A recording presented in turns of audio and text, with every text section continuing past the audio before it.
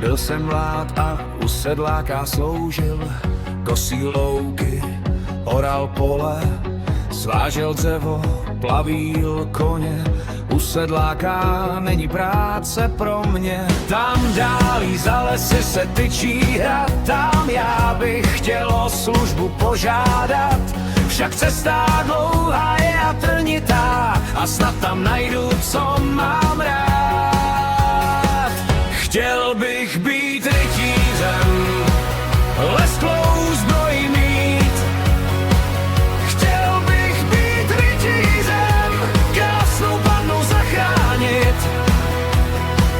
Chtěl bych být rytířem, na turnajích vyhrávat. Chtěl bych být rytířem, do boje jít a možná se králem stát.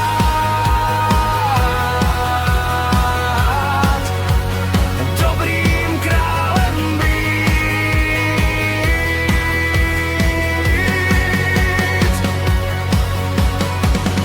Na hrdě jsem o službu prosil, kováře se mě želelo.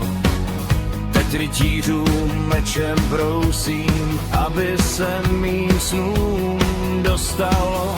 Každou ránou kladiva se ke svému cíli blížím.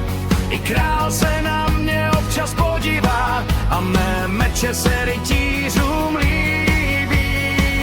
Chtěl bych být rytířem, lesklou zbroj mít. Chtěl bych být rytířem, krásnou panu zachránit. Chtěl bych být rytířem, na turnajích vyhrávat.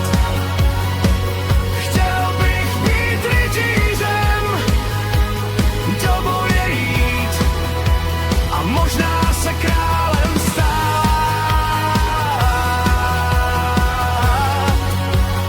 Dobrým králem být.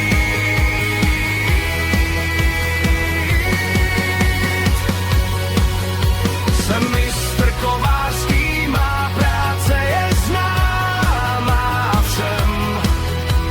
Už nejsem ani bez lásky, můj sen byl z částí naplněn. Král mě chválí, zve na turnaje, šťasten jsem. Chybí mi ten pocit jen být na chvíli rytířem. Ač víno sladké v číši pění, bez meče v ruce klidu není. Vykoval jsem meč